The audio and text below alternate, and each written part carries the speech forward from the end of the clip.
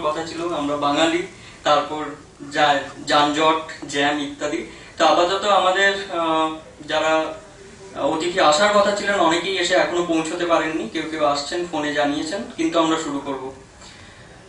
শুরুতেই সৃষ্টি সুখের পক্ষ থেকে প্রকাশক হিসাবে আমি এবং কবি ইন্দ্রনীল বক্সির পক্ষ থেকে কবি ইন্দ্রনীলের বন্ধু হিসাবে আপনারা যারা এখানে এসে জমায়েত হয়েছেন, ইন্দ্রনীলের প্রথম কবিতা সংকলন এবং সৃষ্টি সুখের প্রথম প্রয়াস নজর মিনারের মোড়ক উন্মোচনে আপনারা যারা এখানে জমায়েত হয়েছেন তাদের সবাইকে শুভেচ্ছা।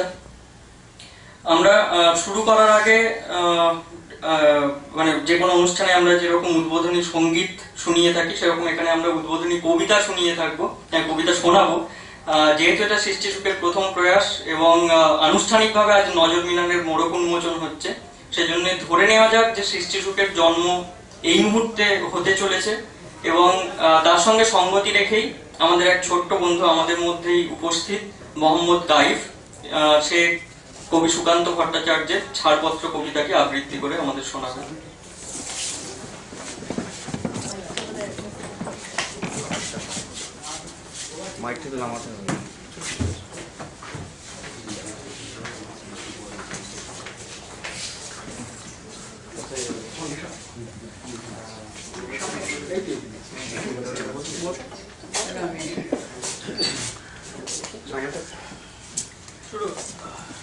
নমস্কার।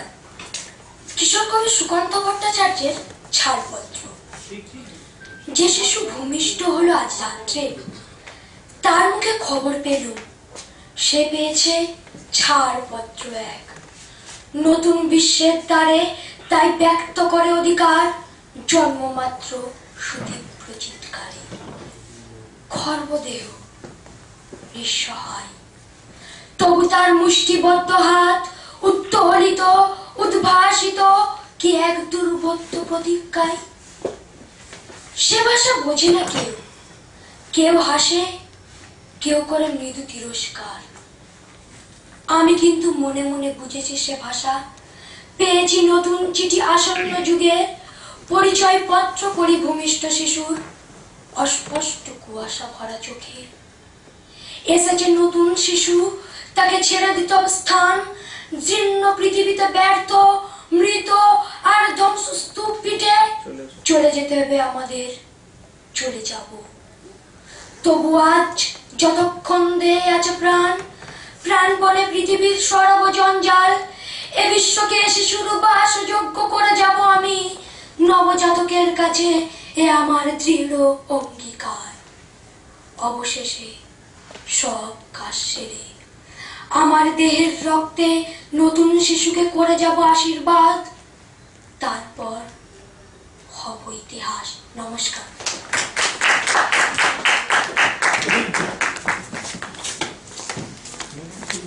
ঠিক আছে,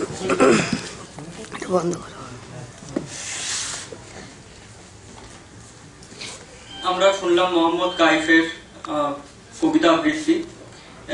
এই সময় আমার মনে হয় যে সৃষ্টি সম্পর্কে এবং সৃষ্টি সুখ সম্পর্কে কিছু কথা বলে নেওয়া দরকার।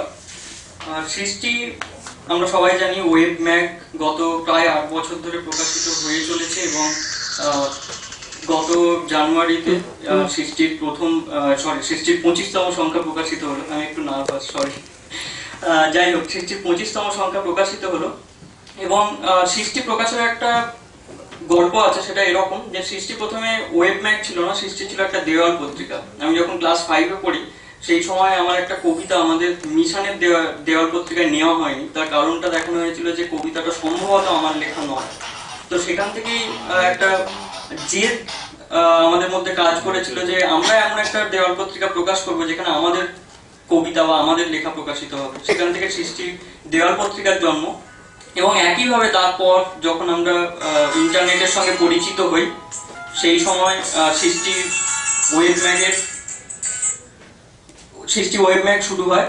যাই হোক, তারপরে আমার প্রকাশক, আমার তৃতীয় বইয়ের প্রকাশক এখানে বসে আছেন, তবু উইথ অল ডিউ রেসপেক্ট আমার মনে হয়েছে যে বাংলা প্রকাশনা আমরা যেভাবে এখনো পর্যন্ত দেখে আসছি সেখানে কোথাও একটা কিছু বদল দরকার।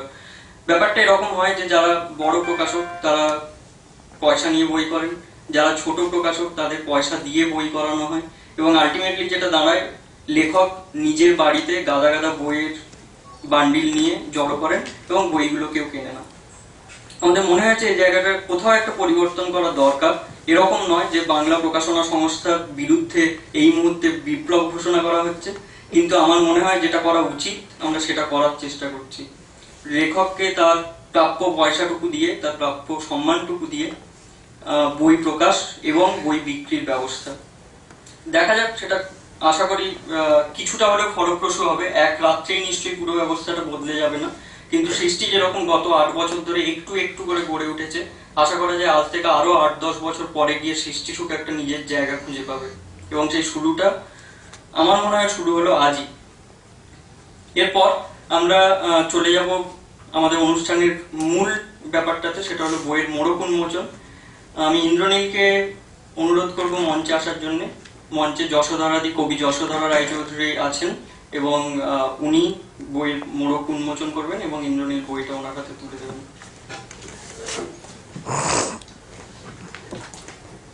এই পাশে এখানে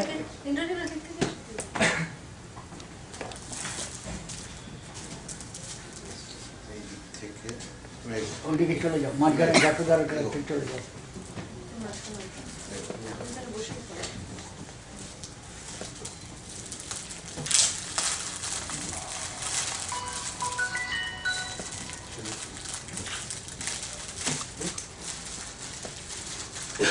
স্বচ্ছ মোড়ক, পুরো ব্যাপারটা আমরা ট্রান্সপারেন্ট রাখতে চাই।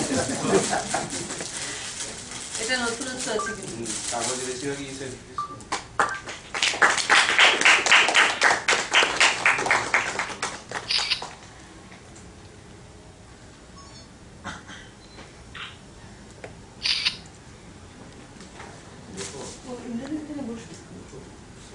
ইন্দ্রনীলের কবিতা পাঠ আছে।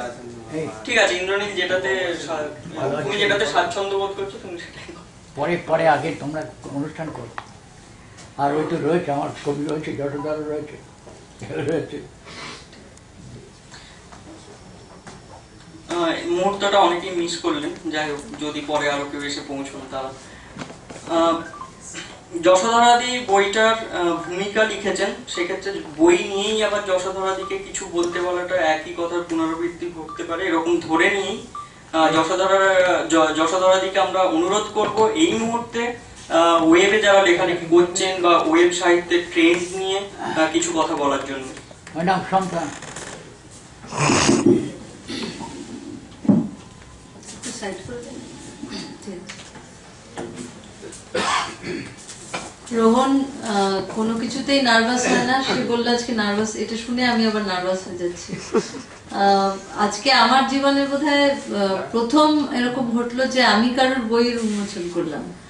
আর আমার মনে পড়ে যাচ্ছে মানে কতগুলো মুহূর্ত, যে বছর 15 আগে, বছর 15 হবে না, 13-14 বছর আগে যখন প্রথম লিখতে আসি, তখন আমাদের বড়দের কাছ থেকে আমরা যে ধরনের মানে উৎসাহ পেয়েছিলাম। একটা কথা আছে, সংস্কৃত সাহিত্য থেকেই এসেছে কথাটা, সেটা হচ্ছে যে স্নেহ সর্বদা নিম্নগামী। আমাদের যে বড়রা আমাদেরকে উৎসাহ দিয়েছিলেন, তাদেরকে আমি কোনোদিন আমার দিক থেকে কিছু ফিরিয়ে দিতে পারিনি। সবসময় একটা অপূর্ণতা রয়ে গেছে। আমার মনে হচ্ছে যে আমি এত স্নেহ পেয়েছি লিখতে এসে, এত উৎসাহ পেয়েছি, কিন্তু আমি কিন্তু তাকে কিছু প্রতিদান হয় না, বড়দেরকে কখনো দেওয়া যায় না। তো আমার মনে হয় যে সেইটা একটা, তো পৃথিবীতে কোথাও তো একটা নিয়তি নির্দিষ্ট ব্যাপার থাকে, যে মানে কনজারভেশন অফ এনার্জির মতো, যে এনার্জিটা জেনারেটেড হয় সেটা তো কোথাও একটা যাবে। তো স্নেহ যেহেতু নিম্নগামী, সেহেতু আমি বড়দের থেকে যেটা পেয়েছি সেটা তো আমি আবার আমার ছোটদেরই দিতে পারি। তো এটা আমার এই জন্য আজকে মনে হলো যে আমি কোনোদিনই ভাবিনি যে কারোর বই উদ্বোধন করার মতো সৌভাগ্য আমার হবে, বা আমাকে সেরকম বড় ভাবা হবে। আসলে নিজেকে কখনোই বয়স্ক বলে মনে হয় না হয়তো, কিন্তু এটা তো সত্যি কথা যে আমার থেকে রোহন বা ইন্দ্রনীল অনেক ছোট, এবং আমি অনেক আগে লিখতে এসেছি মানে ঘটনাক্রমে। তো সেই জন্য আজকের দিনটা আমার কাছেও খুব স্পেশাল, আমার কাছেও খুব সুন্দর একটা দিন, খুব সুন্দর একটা সন্ধে। এবং বইমেলায় যাওয়ার যাবতীয় আহ্বান উপেক্ষা করে যে এখানে আসা, সেটা সত্যি সার্থক হলো। আর এই প্রসঙ্গে এই যে মানে ছোটদের সঙ্গে বড়দের সম্পর্কের কথাটা যখন উঠেই পড়লো, তখন একটা কথা হলো যে বেশ কিছুদিন আগে, বোধহয় বছর 2 আগে, আমি একটি দিশা সাহিত্য পত্রিকায় একটি লেখালেখি, অর্কুটে, এখন অর্কুটের সাহিত্য বা এরকম একটা নামে, সেই লেখাটার কিন্তু মূল প্রণোদনাই ছিল এই জায়গাটা যে 2007 সাল নাগাদ যখন এই অর্কুট, ফেসবুক ব্যাপারগুলো খুব আসতে শুরু করেছে, তার আগে থেকেই ছিল, কিন্তু আমি তখন প্রথম দুটোতেই ঢুকি আর কি, নাম লেখাই।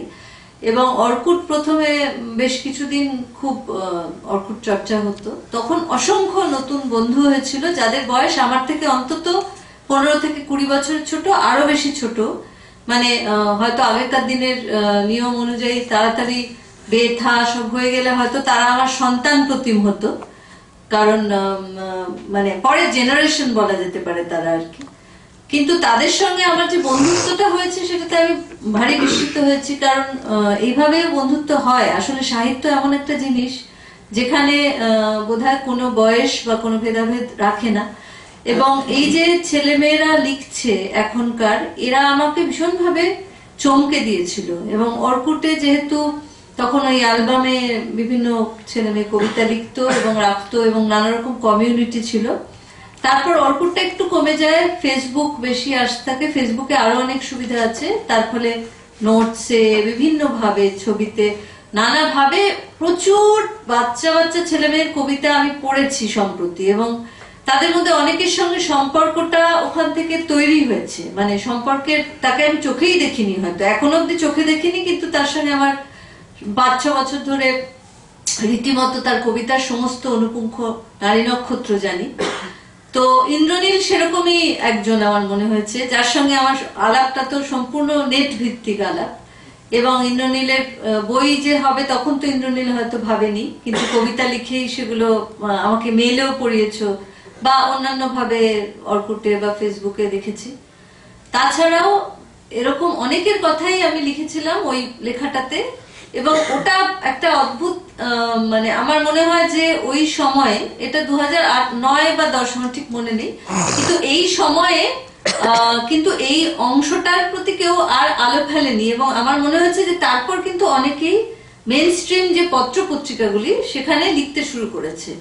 এবং সমরেন্দ্র সেনগুপ্ত আজ আর আমাদের মধ্যে নেই, তিনি আমাকে ফোন করে বলেছিলেন, বিভাগ পত্রিকার সম্পাদক, তিনি আমাদের মানে আমাদের অত্যন্ত শ্রদ্ধেয় কবি, কৃত্তিবাসের গোষ্ঠীর কবি, তিনি আমায় ফোন করে উচ্ছ্বসিত হয়ে বলেছিলেন যে এই যে অর্কুটের কবিতার কথা তুই লিখেছিস, এই কবিদের কোথায় পাবো, এদের কাছ থেকে কবিতা কিভাবে পেতে পারি এবং কিভাবে ছাপতে পারি। তো তখন আবার আমি ফোন করে বা ইমেলে যাদের কথা আমি লিখেছিলাম সেই সব কবিদের আবার জানাই যে তোমরা বিভাবে লেখা পাঠাও। তো আসলে আমার মনে হয় যে আমি একটা এমন একটা সন্ধিক্ষণে দাঁড়িয়ে আছি বা এমন একটা ব্রিজের উপর দাঁড়িয়ে আছি যার দুদিকে দুটো আলাদা জগৎ। একটা জগৎ হচ্ছে আমাদের পিতৃপ্রতিম বা আমাদের অগ্রজ প্রতিম, যারা কখনো হয়তো নেট বা কম্পিউটারের সঙ্গে খুব একটা অভ্যস্ত ছিলেন না, যুক্ত ছিলেন না, এবং তাদের কাছে নেটের দুনিয়াটা সম্পূর্ণ একটা বিজাতীয় দুনিয়া। এবং এদের অনেকের কাছে আমি শুনেছি যে আজকালকার ছেলেমেয়েরা কবিতা লেখে না, আজকালকার ছেলেমেয়েরা ইংলিশ মিডিয়ামে পড়ে, লেখালেখি উঠে যাচ্ছে, এই কথাগুলো শুনেছি। এবং সঙ্গে সঙ্গে আমি কিন্তু কন্টেস্ট করেছি, আমি সঙ্গে সঙ্গে প্রতিবাদ করে বলেছি যে এটা কিন্তু একদম ভুল ধারণা, ছেলেমেয়েরা প্রচুর লিখছে। সেই অন্য দুনিয়াটা, যেমন রোহনদের মতো ছেলেরা যারা হয়তো কাজ করেছে আইটি সেক্টরে বা অন্যান্য একেবারে ভিন্ন একটি ক্ষেত্রে কাজ করে, এবং তারা কিন্তু লেখালেখির সঙ্গে ছোটবেলা থেকে কোনো না কোনো সম্পর্ক, গোপন সম্পর্ককে এমন ভাবে তারা লালন করেছিল যে আজকের দিনে তাদের ওই উদ্ভাসটা না হয়ে তারা পারেনি, তারা লেখালেখি ছাড়তে পারেনি, তাদের কোনো না কোনো ভাবে লেখাকে প্রকাশ করতেই হবে। এবং তার হাতের কাছে যে মাধ্যমটা আছে সেটা হচ্ছে বৈদ্যুতিন মাধ্যম। এবং এই যে অংশটা, যারা বৈদ্যুতিন মাধ্যম সম্বন্ধে অসম্ভব মানে সন্দিহান এবং একটা কেমন যেন একটা ঠোঁট বাঁকানো ব্যাপার আছে যে বৈদ্যুতিন মাধ্যমের সবই খুব খারাপ, এদের কোনো খবরই নেই যে এই অন্য যে অংশটা যারা এই কাজগুলো এখন করছে। এবং সৃষ্টির প্রায় শুরু থেকেই আমি লিখেছি, এবং তখন মানে আমার আমার ধারণা যে একটা ওয়াল ম্যাগাজিনেও যেরকম মিশ্র লেখা আসে, সেরকম সৃষ্টিতেও প্রথম দিকে হয়তো অনেক কবিতা এসেছে, সেগুলো দেশ পত্রিকার নিরিখে দেখলে হয়তো সেই কবিতাগুলো খুবই এক্সপেরিমেন্টাল, খুবই পরীক্ষামূলক কবিতা, বা হয়তো কবিতা হয়ে ওঠেনি, অনেকভাবে বলা যায়। অনেকেই আমাকে বলেছেন যে নেটে যা সব লেখা পড়া যায়, মুড়ি মিস্ত্রির এক দর ইত্যাদি ইত্যাদি, এই যে নেগেটিভ কমেন্ট নেটের সম্বন্ধে, মানে আমার কাছে মনে হয়েছে যে আমি এমন একটা জায়গায় দাঁড়িয়ে আছি যে আমি কিন্তু ভালো ছাড়া আর কিছুই দেখতে পাইনি। খারাপ তো এমনি পত্র পত্রিকাতেও বেরোয়, ছোট পত্রিকা যারা বার করেন তাদের কি সব লেখা মানে সমান মানের হয় না। কিন্তু এই যে নতুন একটি প্রজন্ম উঠে এলো আমার চোখের সামনে গত 10 বছরে, যারা বিভিন্ন জায়গায় কাজ করেন, কেউ হায়দ্রাবাদে, কেউ ব্যাঙ্গালোরে, কেউ দিল্লিতে, গুরগাঁওতে বসে আছেন, বা আমেরিকায় বসে আছেন, অস্ট্রেলিয়ায় বসে আছেন, বিভিন্ন সময়ে তারা অনলাইন হচ্ছেন, কিন্তু তারা একটা ওয়েবসাইট পড়ছেন, তাতে মতামত দিচ্ছেন, তাতে লিখছেন। এই পুরো প্রজন্মটার এরাই তো ধরে রেখেছেন বাংলা সাহিত্যকে। এবং সুবিদ্যা আমাদেরই মানে সমসাময়িক বা আমার থেকে বড় হবেন, কিন্তু উনিও নেটের মাধ্যমে ওনার সঙ্গে আমার আলাপ, নেটে যে অংশগ্রহণ, আমার মনে হয় এটা একটা খুব গুরুত্বপূর্ণ ঘটনা যেটা পোস্ট 2000 ঘটেছে। 2000 পরবর্তী সাহিত্য, বাংলা সাহিত্য নিয়ে যদি পরে ইতিহাস লেখা হয়, তাহলে কিন্তু তাতে এই কথাগুলো থাকবে, এবং রোহন কুদ্দুস এবং তার সৃষ্টির কথাও থাকা উচিত বলে আমার মনে হয়। এটুকু বলে আমি শেষ করছি।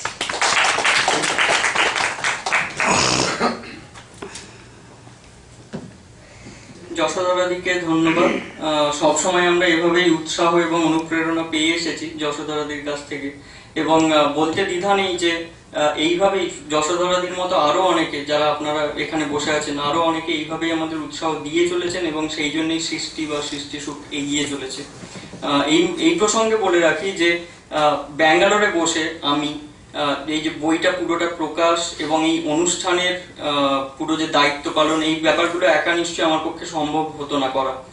যেহেতু আমি একজন সফটওয়্যার ইঞ্জিনিয়ার, ব্যাপারটা আমাদের কাছে নতুন নয়, কারণ ব্যাঙ্গালোর বা প্রাগে বসে অন্য কোনো জায়গা থেকে কাজ করিয়ে নেওয়াটাই আমাদের পেশা। কিন্তু সেখানে একটাই শর্ত থাকে, সেটা হলো টিমের প্রতিটা মেম্বার যদি ঠিকঠাক তাদের কাজটা এক্সিকিউট না করেন, তাহলে কিন্তু আমরা মুখ থুবড়ে পড়তে মানে বাধ্য। কিন্তু এখানে যেটা ঘটেছে সেটা আমাদের সৃষ্টিসুখ টিমের প্রত্যেকে নিজের কাজটা করেইছেন, অনেক ক্ষেত্রে তারা নিজের 110% দিয়েছেন, সেটা বই মেলাতে বই রাখার ক্ষেত্রেই হোক বা হলটা আমাদের হয়ে বুক করে দেওয়ার ক্ষেত্রেই হোক। সবাই চেষ্টা করেছেন, আন্তরিক চেষ্টা করেছেন যেন অনুষ্ঠানটা সফল হয়ে ওঠে, যেন ইন্দ্রনীলের বইটা সর্বাঙ্গ সুন্দরভাবে প্রকাশ হয়। এটা ঠিক যে প্রোডাক্ট হিসাবে বইটা হয়তো 100% নিখুঁত হয়নি, হয়তো কোনো কোনো জায়গায় খামতি থেকে গেছে, কিন্তু আমরা সেই ভুলগুলো থেকে শিক্ষা নিচ্ছি। ভুল শুধরে তো এই মুহূর্তে নেওয়া যাবে না, যেহেতু বইটা ছাপা হয়ে গেছে, কিন্তু যাই হোক আমরা আশা করবো পরের বইয়ে এই ব্যাপারগুলো আমরা কাটিয়ে উঠতে পারবো। এই মুহূর্তে আমাদের star of the evening Indranil Bakshi, তাকে আমি অনুরোধ করছি মঞ্চে এসে তার কিছু নির্বাচিত কবিতা পড়ার জন্য নজর মিনার বইটি থেকে। এবং এই প্রসঙ্গে জানিয়ে রাখি যে ইন্দ্রনীল সৃষ্টিতে লিখছে গত 5 বছর খুব সম্ভবত, এবং ইন্দ্রনীলের সঙ্গে এর আগের বছর পর্যন্ত যেরকম যশোধরাদি বললেন, আমারও সম্পর্কটা ছিল পুরোপুরি মেল এবং নেটের ভিত্তিতে। অতএব একটা ব্যাপার এখানে খুব পরিষ্কার যে মানে অনেকে আমাকে বলে থাকেন যে সৃষ্টিতে লেখার জন্য বা বই প্রকাশের জন্য সৃষ্টি সুখের পক্ষ থেকে যে কিছু একটু আমাকেও একটু চান্স দিন। তো ব্যাপারটা এরকম যে এখানে চান্সের কোনো ব্যাপার নেই, প্রত্যেকেই চান্স পেয়ে ডান্স করে থাকেন। ইন্দ্রনীলও সেটা ভালোভাবেই করেছে, সেজন্য শুধু সৃষ্টি নয়, ইন্দ্রনীলের লেখা বিভিন্ন ওয়েব ম্যাগাজিন এবং পত্রপত্রিকায় প্রকাশিত হয়ে থাকে। তো এইবার ইন্দ্রনীল আসছে তার কিছু নির্বাচিত কবিতা আমাদের পড়ে শোনানোর জন্য।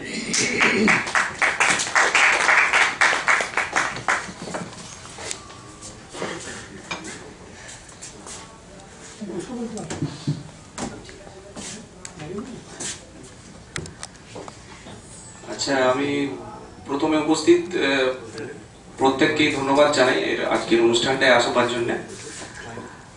আমি অনুরোধ করবো কার্তিক বাবুকে আর গুরু বাবুকে একটু মঞ্চে আসবার জন্য। কার্তিক দা উপরে আসুন।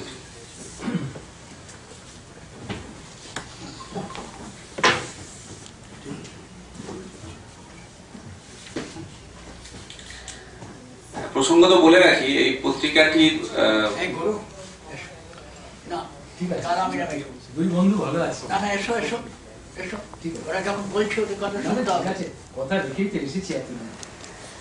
আমার এই সংকলনটি যেটি আজকে প্রকাশিত হলো, তার বর্ধমানে আলাদা একটি অনুষ্ঠানে প্রকাশ পেয়েছে আলাদাভাবে গত 25 তারিখে, এবং ঘটনাচক্রে তার মনোক উন্মোচন করেছিলেন কার্তিক। আচ্ছা, এখানে যারা উপস্থিত আছেন তারা যারা আমাকে চেনেন বেশিরভাগই তারা নেটের থ্রু দিয়ে তাদের সঙ্গে আলাপ, এবং আমার পরিবারের কয়েকজন বাদ দিয়ে আমার দাদারা যারা এসছেন, রোহনের সঙ্গে বিগত কয়েক বছর ধরেই আলাপ আমার নেটের থ্রু দিয়ে। যশোদরা দিকে আমি মেলে লেখা পাঠিয়েছি, এবং সৌভাগ্যক্রমে উনি যেভাবে মানে ফ্রেন্ডলি আমাদের সঙ্গে লেখা নিয়ে আলোচনা করা, উনি হাজার ব্যস্ততার মধ্যেও মেলের উত্তর দিয়েছেন এবং লেখা নিয়ে বিশ্লেষণ করেছেন যে কি করলে ভালো হয়, বা এই ধরনের লেখা কিভাবে লিখতে হবে, বা নানা রকম ভাবে আমাকে সাপোর্ট করেছেন বা আমাকে উৎসাহ দিয়েছেন। তা আমি এখন আমার নজর মিলার কবিতাটি, এটা যেহেতু একটি দীর্ঘ লেখা, তার একটি অংশ আমি পাঠ করছি। নজর মিনারে আঞ্চলিক ভাষায় কথা বলে সামগ্রিক কৌশলী কণ্ঠ, তবে কি এ যাবৎ শুধু অবিশ্বাসী শ্রবণ? নদী হারিয়েছি বহুকাল, নদীকুল হারাতে আরো কিছু কাল সই। অজস্র বন্যা গেছে, ধুয়ে গেছে পথে পথে, কোটরে কোটরে হিম হাসি, ভিন গ্রামের জলজ কন্যার মুগ্ধ মলিনতা। প্রয়োজনে প্রয়োজনে অস্থির হয়ে আছে 17 ঘন্টার শ্রমিক। ভ্রুক্ষেপ নিতান্ত সামান্য শব্দ, ওদের বড় ইচ্ছা কারাগার দিতে। বায়ু হাত বাড়িয়েছি ছুঁয়ে যাও, একক প্রলাপে এই এক নিদারুণ ছাদ। হাহ, কি প্রচন্ড মনে হয় বেড়ালের মতো চুপিসারে হেঁটে আসে ধনী রাশি।